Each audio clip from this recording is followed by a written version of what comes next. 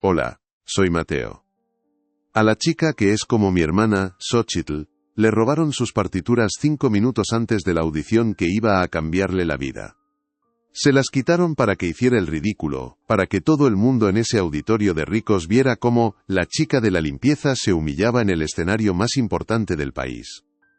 La dejaron sola, con las manos vacías y el corazón en un puño frente a un jurado que esperaba devorarla. ¿Tú conoces a alguien que haya pasado por algo así, que le hayan intentado apagar la luz por pura maldad? Antes de contarte cómo esas risas se congelaron en el auditorio, comenta de qué ciudad estás viendo esto y suscríbete al canal. Créeme, no querrás perderte lo que pasa cuando el silencio se convierte en la única partitura que le queda. Esa historia, su historia, merece ser escuchada hasta el final. Lo que hizo con ese vacío, con esa humillación, es algo que te juro que no vas a olvidar. Te prometo que la injusticia que sintió en ese momento se convirtió en un arma que nadie, absolutamente nadie, esperaba que usara de esa forma. El conflicto real no empezó con el robo, sino mucho antes. Empezó el día que Xochitl pisó el Conservatorio Nacional no como alumna, sino con un cubo y una fregona. Para ella, ese lugar de mármol y techos altos no era un templo del arte, era una jaula de oro que limpiaba cada tarde. Escuchaba las piezas de Chopin a través de las puertas, sintiendo la música en los huesos mientras pulía los pianos de cola que jamás podría tocar. Su sueño vivía en el mismo sitio que su humillación diaria, una contradicción que le quemaba por dentro. Allí reinaba Valeria Montenegro, la alumna estrella.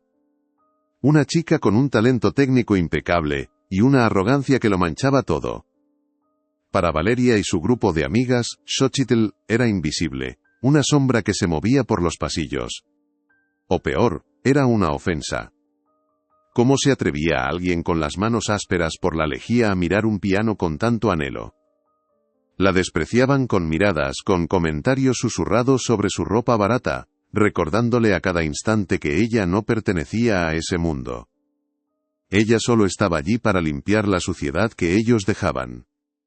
Pero nadie sabía que en su pequeño cuarto, en un barrio humilde a las afueras de la ciudad, Xochitl tenía un viejo teclado desafinado, un regalo de su abuela. Sin maestros ni partituras, había aprendido a tocar de oído, mezclando las melodías oaxaqueñas que su abuela le cantaba de niña con las complejas sinfonías que se filtraban por las aulas del conservatorio. Su talento no era académico, era salvaje, intuitivo, nacido de la pura necesidad de expresarse. Era su único secreto, su única libertad en un mundo que solo le ofrecía servidumbre y silencio. La oportunidad llegó como un milagro cruel, una beca para estudiar en Viena, una sola plaza. Era un sueño para los hijos de los diplomáticos y empresarios, una fantasía inalcanzable para ella. Pero el maestro Elías, un viejo profesor que veía más allá de los apellidos, la animó. «El arte no entiende de clases, niña», le dijo un día. Con esas palabras como único escudo, Xochitl escribió su nombre en la lista de audiciones. En ese instante dejó de ser invisible, se convirtió en un objetivo. La guerra silenciosa había sido declarada, y ella acababa de entrar al campo de batalla. El día que Xochitl puso su nombre en esa lista, el aire del conservatorio se volvió denso, pesado. La secretaria, una mujer con un collar de perlas apretado al cuello, la miró por encima de sus gafas como si estuviera viendo a un bicho raro. Tomó el bolígrafo de su mano con 2 dedos, con asco, no dijo nada, pero su silencio gritaba. Gritaba que Xochitl estaba profanando un lugar sagrado, que su nombre, escrito con una caligrafía humilde, manchaba el papel. Ese día, Xochitl sintió por primera vez que no solo era invisible, sino que era una ofensa. La noticia corrió como la pólvora entre los pasillos de mármol. Valeria y su séquito no tardaron en reaccionar. No fue un enfrentamiento directo, fue peor, fue una guerra de susurros, de risitas ahogadas cuando ella pasaba con su cubo.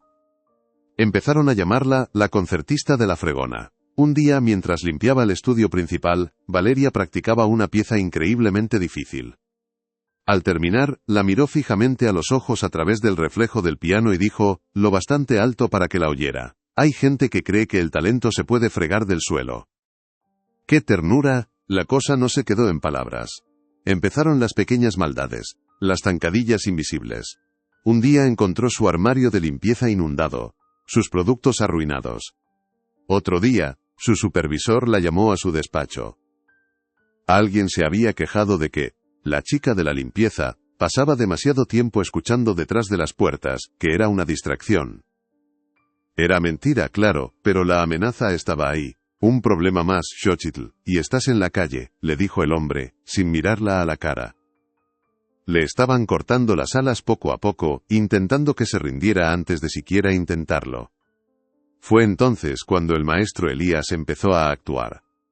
No de frente, era demasiado listo para eso. Pero un día, Xochitl encontró un libro de partituras de Debussy abandonado en un banco del patio.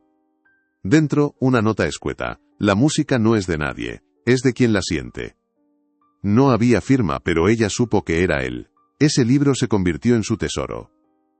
Lo estudiaba a escondidas, por la noche, con la luz de una lamparita, intentando descifrar un lenguaje que sentía suyo, pero que le habían dicho que nunca podría hablar. Ese gesto le dio aire, pero también la marcó. La presión no solo venía de fuera. En casa, su abuela la veía llegar cada día más delgada, con unas ojeras que le llegaban al suelo.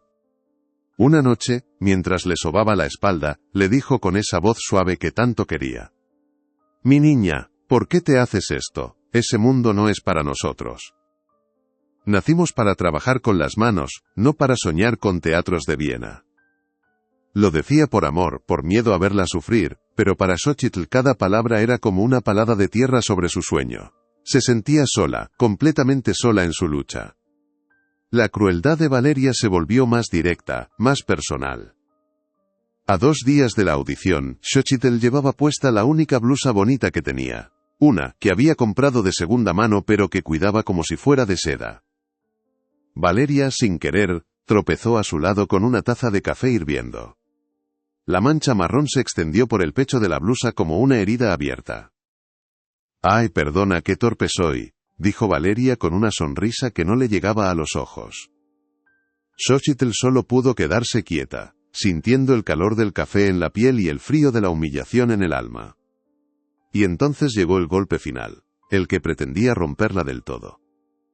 La mañana de la audición, alguien había cogido un rotulador rojo, y al lado de su nombre en la lista oficial colgada en el vestíbulo, había escrito en mayúsculas: «La sirvienta». Estaba ahí, para que todos lo vieran. Los estudiantes pasaban, lo leían, algunos se reían por lo bajo, otros apartaban la mirada con una falsa incomodidad. Xochitl se quedó paralizada frente a esa palabra. Ya no era una persona, no era una aspirante.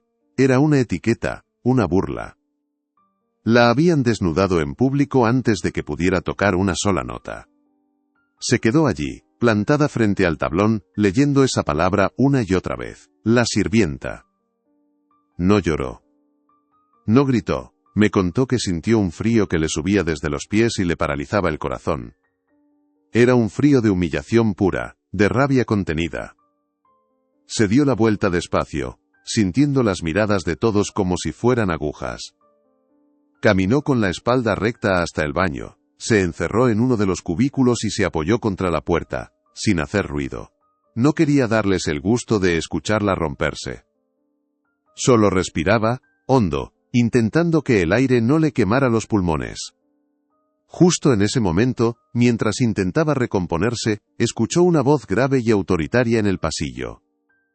Era don Ricardo Montenegro, el padre de Valeria, el gran mecenas del conservatorio. Estaba hablando con el director. No la defendió, no se escandalizó por la crueldad. Al contrario.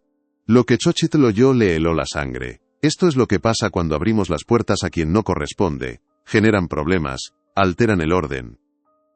Esta chica es una distracción. Para él, la víctima era la culpable, la mancha en su impoluto mundo de privilegios. Ella no era una persona, era un problema a eliminar. Poco después, el maestro Elías la encontró. Tenía la cara desencajada por la furia. Con un trapo mojado, borró él mismo la palabra del tablón, con una violencia que asustó a los que miraban. La cogió del brazo y la llevó a un rincón apartado.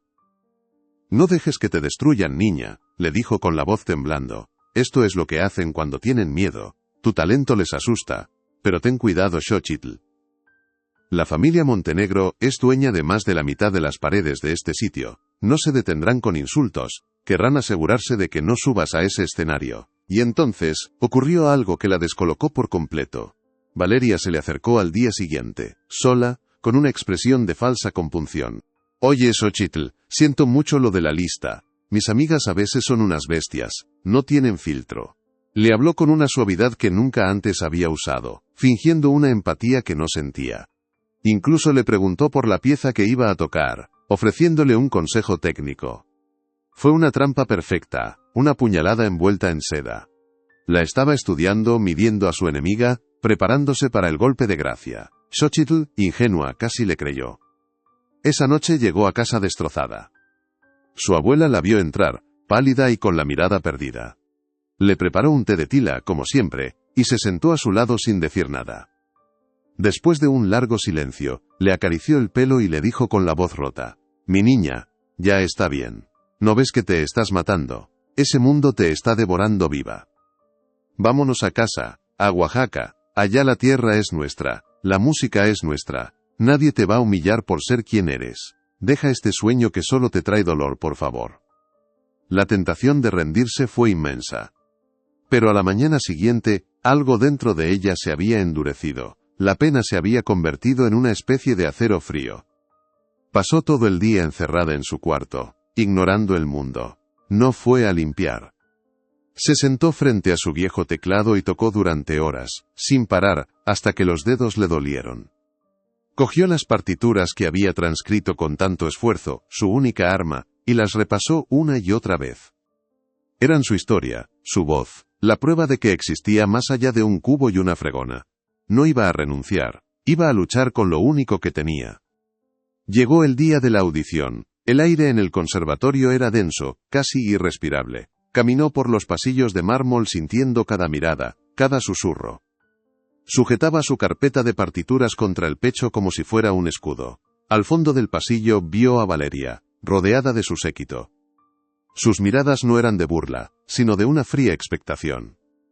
Valeria le dedicó una sonrisa diminuta, casi imperceptible, una sonrisa que prometía la victoria.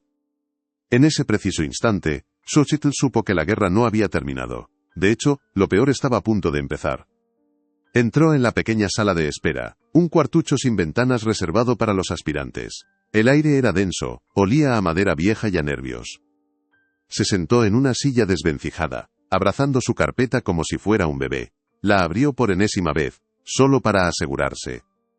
Las notas que había transcrito con tanto cuidado estaban ahí, su caligrafía temblorosa pero firme. Eran su voz, su defensa. Pensó en su abuela, en el maestro Elías, en la sonrisa de Valeria. Cada uno representaba una parte de la balanza. El miedo y la esperanza luchaban dentro de ella, una batalla silenciosa antes de la verdadera guerra. La llamaron por el altavoz: Xochitl Cruz, 5 minutos. El corazón le dio un vuelco. Necesitaba un instante, solo uno, para calmar el temblor de sus manos. Dejó la carpeta sobre la silla, un gesto casi inconsciente, y fue al baño que estaba al final del pasillo. Se echó agua fría en la cara, mirándose al espejo. «Tú puedes», se susurró, pero su reflejo parecía el de una extraña. Fue un minuto, no más. Un minuto fue todo lo que necesitaron. Cuando volvió, la carpeta seguía ahí, en el mismo sitio, aparentemente intacta. No sospechó absolutamente nada. Xochitl Cruz, al escenario. La voz del regidor sonó como una sentencia. Se levantó, cogió su carpeta, y caminó hacia la pesada puerta de madera que daba al escenario.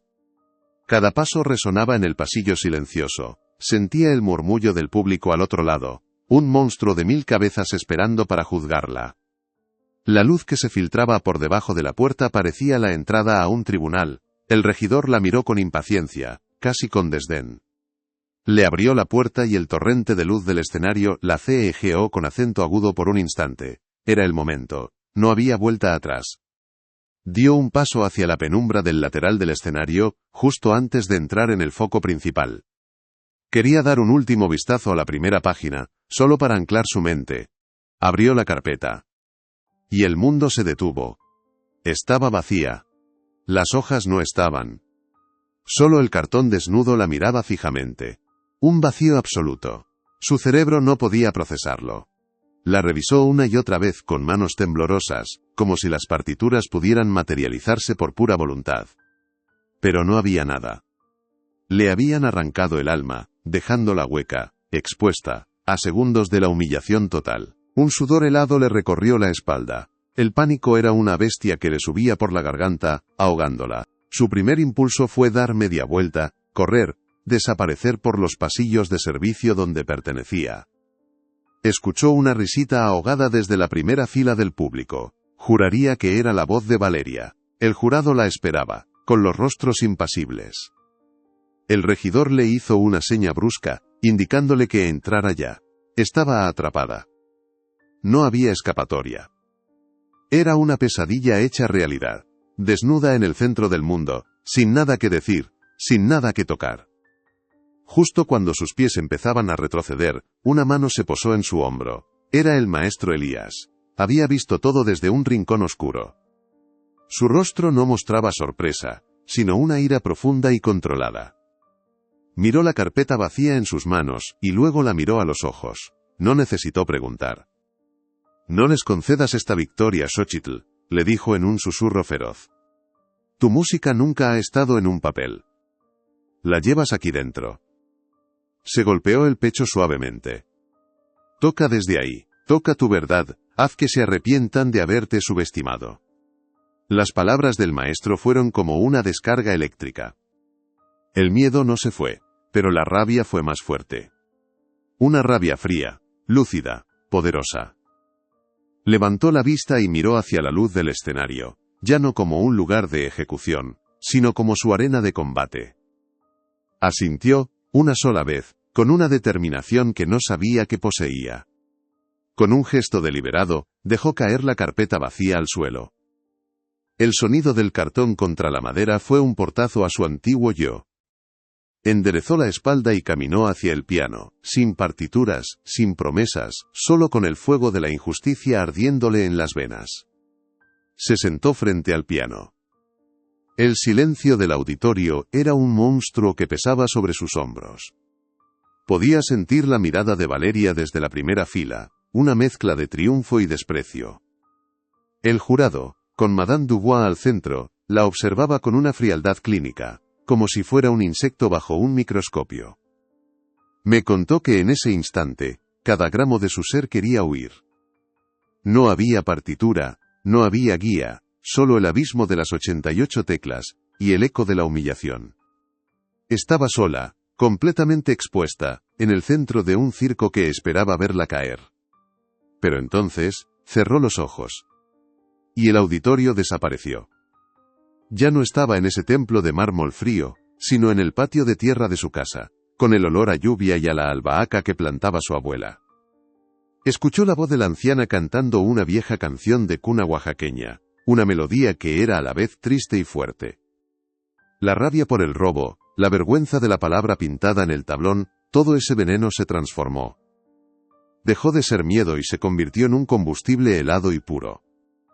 Abrió los ojos. Ya no era una víctima, era una guerrera. Sus manos, las mismas que fregaban suelos y pulían metales, se posaron sobre las teclas con una delicadeza que nadie allí conocía, y lo que sonó no fue Chopin. No fue Liszt, fue el alma de Oaxaca, una melodía profunda, melancólica, que nacía de la tierra y de la memoria. Las primeras notas, sencillas pero cargadas de una emoción ancestral, hicieron que los murmullos se extinguieran de golpe. Era un sonido que no pertenecía a ese lugar, una verdad que rompía las reglas. Valeria se quedó con la boca entreabierta. Xochitl no estaba pidiendo permiso para tocar, estaba reclamando su espacio, nota a nota. Poco a poco, esa melodía de cuna empezó a transformarse. Xochitl comenzó a tejer, con una intuición salvaje, los arpegios y las armonías complejas que había robado con el oído en los pasillos del conservatorio. Era una fusión imposible, un diálogo entre el folclore de su pueblo y la grandiosidad clásica que la había despreciado. Su música contaba una historia sin palabras, la de una niña que soñaba entre cubos de agua, la del dolor de la exclusión, la de la esperanza terca que se negaba a morir. No era una interpretación, era una confesión, una biografía hecha sonido. El rostro de Madame Dubois, antes una máscara de hielo, Se había transformado. Estaba inclinada hacia adelante, con los ojos fijos en las manos de Xochitl, como si intentara descifrar un milagro. Los otros miembros del jurado se miraban entre ellos, desconcertados, cautivados. Las risas se habían congelado en las gargantas. Ahora solo había un asombro denso, casi palpable. Don Ricardo Montenegro, el hombre que la había llamado Problema, tenía una expresión de profunda incomodidad, como si la música le estuviera recordando una verdad que prefería ignorar. La limpiadora invisible les estaba dando una lección de arte que jamás olvidarían. La improvisación alcanzó un clímax brutal, una tormenta de notas que parecía querer romper el piano. Era el grito de todas las humillaciones, la furia de sentirse nadie, la fuerza de quien se levanta cuando todos la dan por vencida. No había técnica de escuela, había verdad, había una pasión desgarradora que ninguna partitura podría contener. La música inundó cada rincón, llenando el espacio con una honestidad tan violenta que dolía y sanaba al mismo tiempo. Era el sonido de un alma que se rompía para renacer, más fuerte, más libre, ante los ojos de sus verdugos. Y entonces, el silencio. La última nota quedó suspendida en el aire, vibrando, cargada de todo lo que Xochitl había sido y acababa de convertirse. Un silencio absoluto, pesado, sagrado. Duró una eternidad. Nadie se atrevía a respirar. El poder de lo que acababan de presenciar los tenía paralizados. Fue Madame Dubois quien rompió el hechizo. Se levantó lentamente de su silla y empezó a aplaudir. No un aplauso cortés, sino uno firme, sonoro, lleno de respeto. Ese fue el detonante. El auditorio entero estalló en una ovación que sacudió los cimientos de mármol del conservatorio. Una ovación para ella. Xochitl se quedó sentada frente al piano, con las manos sobre las teclas, mientras la ovación retumbaba a su alrededor. No lloraba, pero 2 lágrimas silenciosas le resbalaron por las mejillas. No eran de tristeza, me dijo, sino de liberación, como si una presa que llevaba dentro se hubiera roto. Madame Dubois, con una dignidad que imponía, subió al escenario. Se detuvo a su lado, ignorando al resto del jurado, y le dijo en un español claro y rotundo: «Señorita, usted no ha interpretado una pieza. Nos ha contado su vida. Y es la historia más honesta que he escuchado en años. La beca es suya». Valeria Montenegro no esperó al final. La vi levantarse de su asiento en la primera fila, con el rostro pálido como el mármol del vestíbulo. Su padre don Ricardo la siguió, con una rigidez que delataba su furia impotente. No dijeron nada. No miraron a nadie. Simplemente se escabulleron por una salida lateral, como sombras derrotadas. No hubo disculpas, ni confrontación. Su castigo fue la irrelevancia. En el momento en que la música de Xochitl llenó el auditorio, el poder y el apellido de los Montenegro se evaporaron, dejaron de existir en esa historia. Se convirtieron en un eco de su propia arrogancia. Al día siguiente, cuando Xochitl entró en el conservatorio, el aire era distinto. Ya no era la chica invisible. Los estudiantes que antes la ignoraban, ahora bajaban la mirada o asentían con un respeto incómodo. Su supervisor, el mismo que la había amenazado con despedirla, la recibió con una sonrisa nerviosa, preguntándole si necesitaba algo. Me contó que fue el día más extraño de su vida. Ya no llevaba el uniforme de limpieza sino su ropa de siempre, pero era como si vistiera una armadura invisible. La gente ya no veía a una sirvienta, veían a la chica que había silenciado a todos con un piano. La reunión oficial fue en el despacho del director. Estaban él, el maestro Elías y Madame Dubois, que había insistido en estar presente. Le entregaron los papeles de la beca para Viena. Un montón de documentos que olían a tinta y a futuro. Xochitl los tomó con esas manos que tanto habían despreciado, las mismas que habían fregado esos suelos. Mientras firmaba su nombre, Xochitl Cruz, en la línea de puntos, el maestro Elías le puso una mano en el hombro. Su sonrisa lo decía todo. Ya no era un sueño imposible, era un contrato, un pasaporte para salir de la jaula dorada. Esa noche, cuando le contó todo a su abuela, la anciana la abrazó tan fuerte que casi le saca el aire. Lloró, pero esta vez de orgullo. «Ay, mi niña terca», le decía entre sollozos, «me has dado una lección. Yo quería protegerte del dolor, pero tú estabas hecha para volar». Le preparó su chocolate oaxaqueño, el de las celebraciones, y se quedaron hablando hasta el amanecer. Ya no hablaban de miedo ni de rendición, sino de Viena, de la nieve que nunca había visto, de la música que iba a crear. La victoria no era solo suya, era de las dos. Un mes después, la acompañé al aeropuerto. Llevaba una maleta y una funda con un pequeño teclado que el maestro Elías le había regalado. Miró hacia atrás, a la ciudad que la había humillado y elevado, y no había rencor en su mirada, solo gratitud por la fuerza que había encontrado en el dolor. No se fue como una víctima que escapaba, sino como una artista que iba a reclamar su lugar en el mundo. Su historia no es sobre ganar una beca. Es sobre demostrar que nadie, absolutamente nadie, tiene el derecho de robarte la música que llevas dentro. Si conoces a alguien que necesita escuchar esto, compártelo. Y suscríbete para más historias de lucha, verdad y dignidad. Gracias por escuchar. La historia de Xochitl no es un cuento de hadas donde la chica pobre se convierte en princesa.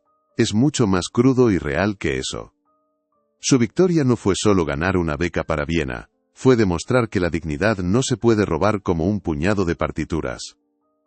Aquellos pasillos de mármol que antes resonaban con el eco de la exclusión, ahora guardan el sonido de su verdad, una música que nació de la humillación y se convirtió en un himno. Ella no subió a ese escenario para pedir permiso, subió para reclamar un espacio que por derecho le pertenecía, no por privilegio sino por puro y devastador talento. Y la justicia, esa que todos esperamos, no llegó de un tribunal ni de un comité de disciplina. La justicia la creó ella misma, con sus 10 dedos sobre aquel piano. El verdadero castigo para Valeria y su padre no fue una expulsión o una reprimenda pública. Su castigo fue la irrelevancia. Se convirtieron en un recuerdo borroso, en los villanos de una historia donde la heroína se negó a ser una víctima. La música de Xochitl no solo silenció las burlas, sino que expuso el vacío de su mundo. Demostró que todo su poder y su dinero no podían comprar ni una sola nota de verdad. Su legado va más allá de un auditorio. Es un faro para cada persona a la que le han dicho que no pertenece, que sus manos son demasiado ásperas o su acento demasiado marcado para soñar en grande. Xochitl nos recuerda que el talento no entiende de clases sociales ni de apellidos ilustres. Nace en el alma, se alimenta de la resiliencia y florece en los lugares más inesperados. Su historia es la prueba de que tu origen no define tu destino, sino que es la fuente de tu fuerza más auténtica, una melodía única que nadie más puede componer en este mundo. Y esa es quizás la lección más poderosa que nos dejó. Ella no ganó convirtiéndose en una de ellos, imitando sus formas o adoptando su música. Ganó siendo fiel a sí misma de una manera radical. Llevó el recuerdo de su abuela, el olor a tierra de Oaxaca y el dolor de cada insulto a ese escenario. No se avergonzó de sus raíces, las convirtió en su obra maestra. Nos enseñó que la autenticidad no es una debilidad, sino el arma más poderosa que tenemos. En un mundo que intenta constantemente uniformarnos, ser tú mismo es el acto de rebeldía definitivo. La historia de Xochitl es un recordatorio de que a veces, cuando te quitan todo, te obligan a encontrar lo único que nadie puede arrebatarte, tu propia voz. Ella convirtió el silencio en una sinfonía y la humillación en su mayor victoria. Su música no solo la llevó a Viena, sino que nos enseñó a todos que la verdadera fuerza reside en no rendirse. Si esta historia te ha conmovido o te ha recordado a alguien que lucha cada día, compártela. Y suscríbete para que sigamos dando voz a quienes convierten sus cicatrices en arte, en verdad y en pura dignidad.